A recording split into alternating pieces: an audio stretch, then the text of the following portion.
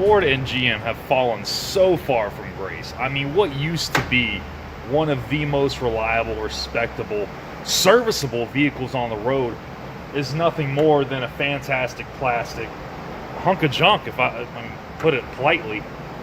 Just a bunch of computers and a bunch of that nobody asked for.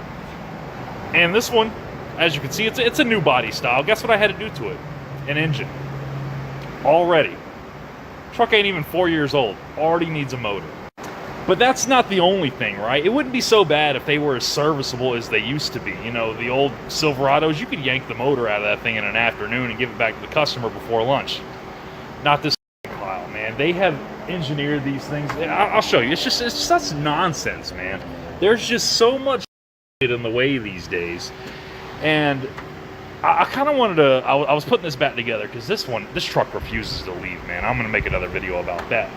But as I'm going through this and working on these new vehicles, it just baffles me how much these automakers are cutting corners and cutting costs just to protect their bottom line at the expense of the consumer and the technician. And here's a perfect example of GM and Ford's corporate greed.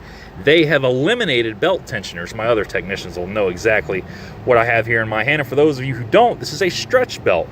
And the stretch belt is exactly what it sounds like. You got to stretch the to install it. And GM decided to put not one, but two. So when you consumers are going in to have your belt replaced and you wonder why labor's so high and why it's taking so goddamn long when it used to take 30 seconds to swap a belt on a 5.3 Silverado, that's why, because GM decided to save 11 cents per unit by not installing a belt tensioner. So now you need special tools and you got to hold your tongue just the right way and close your eyes and pray you don't break it when it's going on. You're paying more money, getting more technology, but somehow even basic repairs seem to be getting harder and more expensive. And a truck that's not even 4 years old already needing an engine? Let me ask the longtime truck owners, were Ford and Chevy trucks actually built better 20 years ago? And if you still have an older truck running today, tell us the year, model, and mileage. I want to see which one has the most miles in the comments. And if you enjoy hearing what real mechanics have to say, hit subscribe and stick around. Let's move on. If you want a fun manual transmission car, buy a Honda Fit. Any generation, they're all good. A lot of people slept on the Honda Fit. It's well made, it's inexpensive to run. It's true the first generations do have problems with water intrusion, but you recaulk the seals up above and you're good. The engine's fantastic, the transmission shifts beautifully. You don't get a dead pedal, but that's my only real gripe about the car. It's an inexpensive enthusiast car, and it's sort of weird because the Jazz, as it was in the UK, was sold as an old person's car. But here in the United States, where it's just so hard to get nice, fun stuff, it's quite good. You can autocross Honda Fits straight stock. They'll do it. They'll corner. They're fantastic, and they don't fight you at all. You can chuck them in the corners, and they just hang on. This motor came out of a brand new Cadillac Escalade with less than 1,000 miles on it. This is an L87, a great block. It's the LT, but these motors are having warranty issues. It's got VVT, so it's got variable valve timing through the hollow cam, and it also has DOD delete. So it has the ability to selectively shut off different cylinders. So the National Highway and Transportation Safety Administration has opened up a probe on this motor, and what they're saying, GM is saying, is that the bearings are failing. Well, I'm going to show you. This thing ate a rod. I mean, it snapped it right off. This piston got hit when that rod broke. What I found here is, now this C-clip is missing. You'll see the little C-clip here. This C-clip's out, that's why the rod's gone, but you can see it kind of busted it out here. But look at that. There was no impact there. It's like the casting on the piston just kind of cut loose and the C-clip went out. And I know the GM dealers, when these motors go south, they don't tear them all down. They don't let the techs do that. But I need you guys to kind of tell me, are you finding C-clips missing on the wrist pin, or where the piston casting has just like kind of disintegrated and come apart? Because I'm not finding a bearing issue. I haven't had a lot of these apart, so I'm searching for answers. Let me know. All of these little GM cars with the Ecotec engines, they have an abortion of cooling system. They always leak. It doesn't matter how many parts you replace, the new parts leak 10, 20, 30,000 miles down the road, unless it's an OEM replacement, and then it might last 40, 50, 60. And then, every single time you're trying to pop off one of these hard plastic cooling lines that have a stupid-ass pop-in fitting, just snaps off. Well, now we're getting to the point where some of these lines are back-ordered. So what are you going to do? Exhibit A. This pops into the water outlet, and it just pops in to that metal. So we're just going to sit here and act like hard plastic lines aren't going to get brittle and deteriorate when coolant's running through them nonstop? Come on, dude. This is such piss poor quality, it's ridiculous.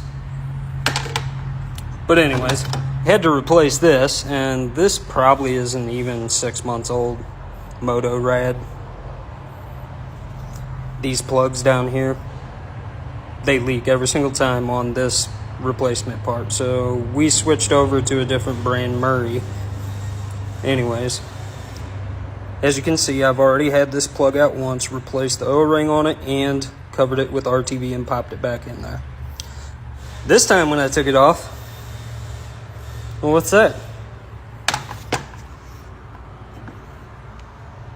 Oh, a big old chunk of metal missing? Wonder where that is.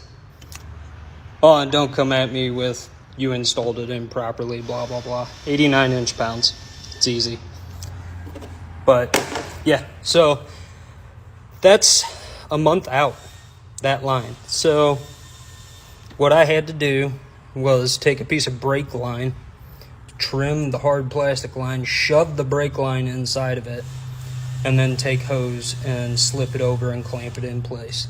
People don't realize that new cars have way more problems than old cars do. And what we've seen is, my personal experience is, I have a car that I've had for almost 2 years now. Brand new 2022 Yukon Denali. Engine failed. It's been in the shop. And guess what? The engine's been on back order for well over 45 days now. So clearly it's a known problem.